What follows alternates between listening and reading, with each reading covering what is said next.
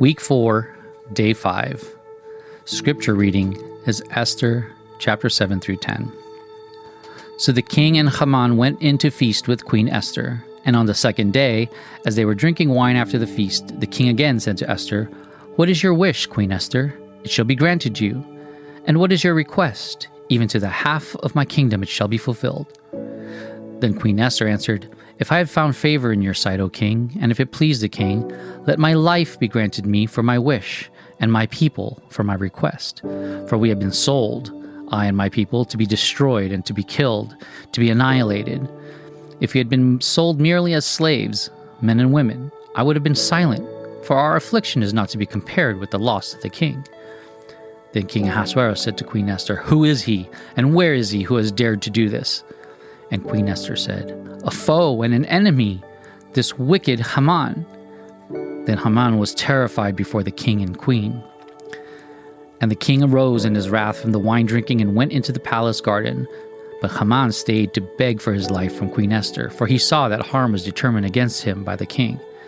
And the king returned from the palace garden to the place where they were drinking wine, as Haman was falling on the couch where Esther was. And the king said, "Will he even assault the queen in my presence, in my own house?" As the word left the mouth of the king, they covered Haman's face. Then Harbona, one of the eunuchs in attendance on the king, said, "Moreover, the gallows that Haman had prepared for Mordecai, whose word saved the king, is standing at Haman's house, 50 cubits high." And the king said, "Hang him on that." So they hanged Haman on the gallows that he had prepared for Mordecai. Then the wrath of the king abated. Chapter 8. On that day, King Ahasuerus gave to Queen Esther the house of Haman, the enemy of the Jews. And Mordecai came before the king, for Esther had told what he was to her. And the king took off his signet ring, which he had taken from Haman, and gave it to Mordecai. And Esther set Mordecai over the house of Haman. Then Esther spoke again to the king. She fell at his feet and wept and pleaded with him to avert the evil plan of Haman the Agagite and the plot that he had devised against the Jews. When the king held out the golden scepter to Esther, Esther rose and stood before the king, and she said, "If it please the king, and if I had found favor in his sight, and if the thing seems right before the king, and I am pleasing in his eyes, let an order be written to revoke the letters devised by Haman the Agagite, the son of Hammedatha, which he wrote to destroy the Jews who are in all the provinces of the king. For how can I bear to see the calamity that is coming to my people? Or how can I bear to see the destruction of my kindred?" Then King Ahasuerus said to Queen Esther and to Mordecai the Jew, "Behold, I have given Esther the house of Haman, and they have hanged him on the gallows because he intended to lay hands on the Jews. But you may write as you please with regard to the Jews in the name of the king, and seal it with the king's ring. For an edict written in the name of the king and sealed with the king's ring cannot be revoked." The king's scribes were summoned at that time in the 3rd month, which is the month of Sivan, on the 23rd day. And an edict was written, according to all that Mordecai commanded concerning the Jews, to the satraps and the governors and the officials of the provinces from India to Ethiopia, 127 provinces, to each province in its own script and to each people in its own language, and also to the Jews in their script and their language. And he wrote in the name of King Ahasuerus and sealed it with the king's signet ring. Then he sent the letters by mounted couriers riding on swift horses that were used in the king's service, bred from the royal stud, saying that the king allowed the Jews who were in every city to gather and defend their lives, to destroy, to kill, and to annihilate any armed force of any people or province that might attack them, children and women included, and to plunder their goods on one day throughout all the provinces of King Ahasuerus, on the 13th day of the 12th month, which is the month of Adar. A copy of what was written was to be issued as a decree in every province, being publicly displayed to all peoples, and the Jews were to be ready on that day to take vengeance on their enemies. So the couriers, mounted on their swift horses that were used in the king's service, rode out hurriedly, urged by the king's command, and the decree was issued in Susa, the citadel.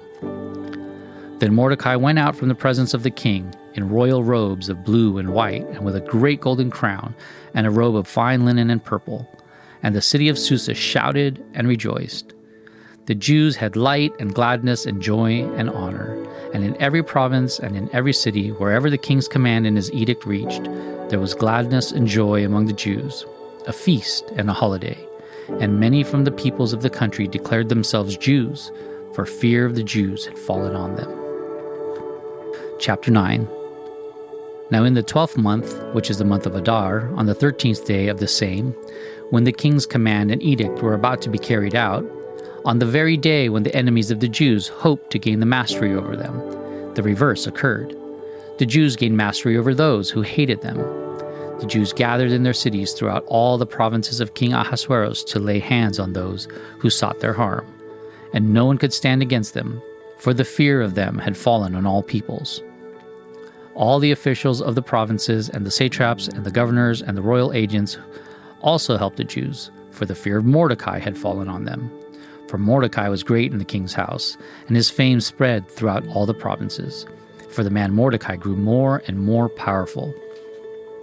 The Jews struck all their enemies with the sword, killing and destroying them, and did as they pleased to those who hated them. In Susa, the citadel itself, the Jews killed and destroyed 500 men, and also killed Parshandatha, and Dalphon, and Aspatha, and Paratha, and Adalia, and Aridatha, and Parmashta, and Arisai, and Aridai, and Vaizatha, the 10 sons of Haman, the son of Hamadatha, the enemy of the Jews, but they laid no hand on the plunder.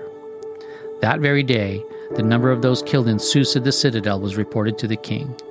And the king said to Queen Esther, "In Susa the citadel, the Jews have killed and destroyed 500 men, and also the 10 sons of Haman. What then have they done in the rest of the king's provinces? Now, what is your wish? It shall be granted you. And what further is your request? It shall be fulfilled."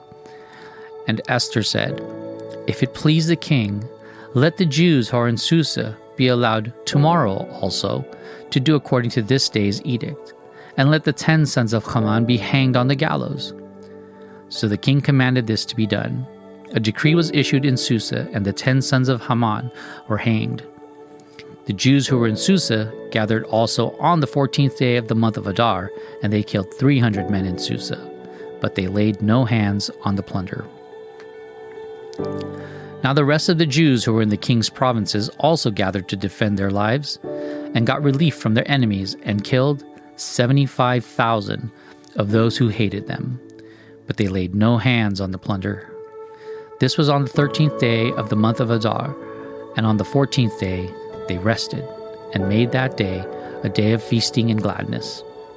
But the Jews who were in Susa gathered on the 13th day and on the 14th, and rested on the 15th day, making that day of feasting and gladness. Therefore the Jews of the villages who live in the rural towns hold the 14th day of the month of Adar as a day for gladness and feasting, as a holiday, and as a day on which they send gifts of food to one another. And Mordecai recorded these things and sent letters to all the Jews who were in all the provinces of King Ahasuerus, both near and far, obliging them to keep the 14th day of the month of Adar and also the 15th day of the same, year by year, as the days on which the Jews got relief from their enemies, and as the month that had been turned for them from sorrow into gladness, and from mourning into a holiday, that they should make them days of feasting and gladness, days for sending gifts of food to one another and gifts to the poor. So the Jews accepted what they had started to do, and what Mordecai had written to them. For Haman the Agagite, the son of Hamadatha, the enemy of all the Jews, had plotted against the Jews to destroy them, and had cast pur, that is, lots, to crush and to destroy them. But when it came before the king, he gave orders in writing that his evil plan that he had devised against the Jews should return on his own head, and that he and his sons should be hanged on the gallows. Therefore, they called these days Purim, after the term pur. Therefore, because of all that was written in this letter, and of what they had faced in this matter, and of what had happened to them, the Jews firmly obligated themselves and their offspring and all who joined them, that without fail they would keep these 2 days according to what was written, and at the time appointed every year, that these days should be remembered and kept throughout every generation, in every clan, province, and city, and that these days of Purim should never fall into disuse among the Jews, nor should the commemoration of these days cease among their descendants. Then Queen Esther, the daughter of Abihail, and Mordecai the Jew, gave full written authority, confirming this second letter about Purim. Letters were sent to all the Jews, to the 127 provinces of the kingdom of Ahasuerus, in words of peace and truth, that these days of Purim should be observed at their appointed seasons, as Mordecai the Jew and Queen Esther obligated them, and as they had obligated themselves and their offspring with regard to their fasts and their lamenting. The command of Esther confirmed these practices of Purim, and it was recorded in writing. Chapter 10.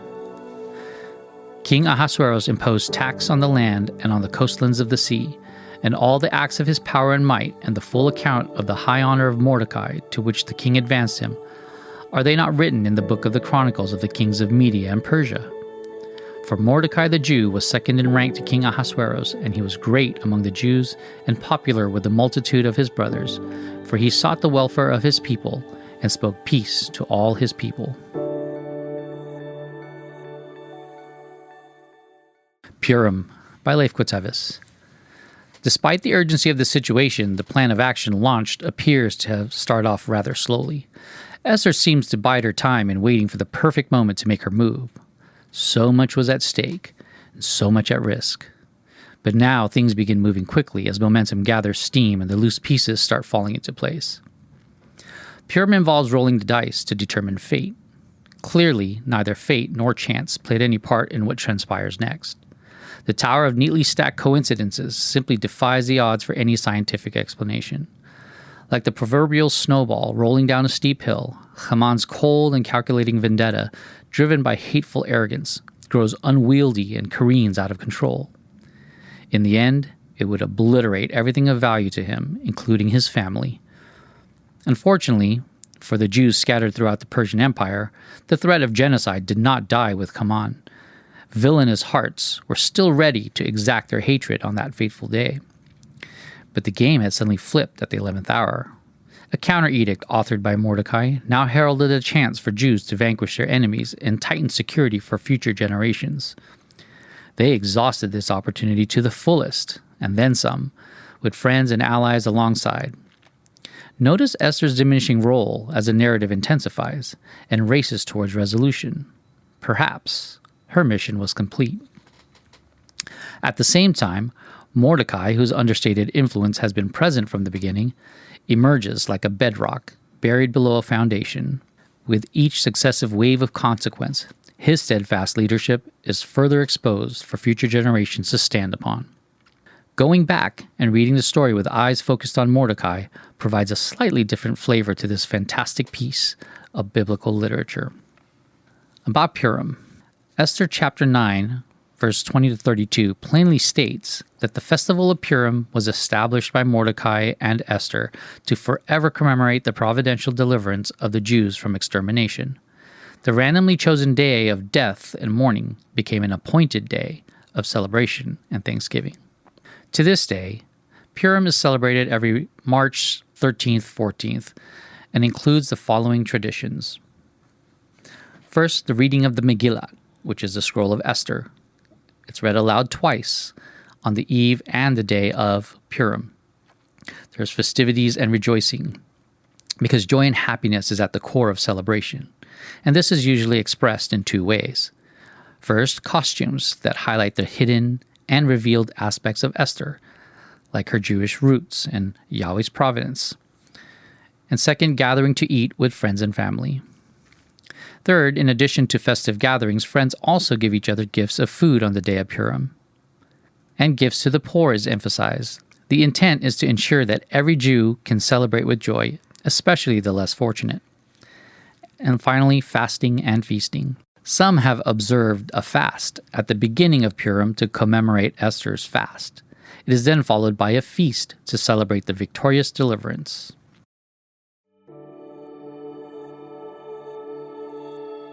Question 1. Why is God assumed to be involved in this story?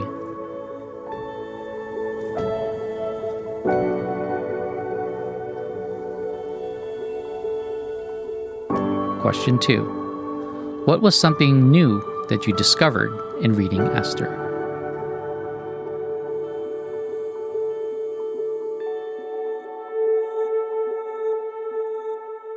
Daily Prayer. Father, thank you for your word. Thank you for your faithfulness in upholding your promises and covenant, despite my constant disobedience and faithlessness. Help me to trust you are present, even in those times when I can't see or sense your hand working. Amen.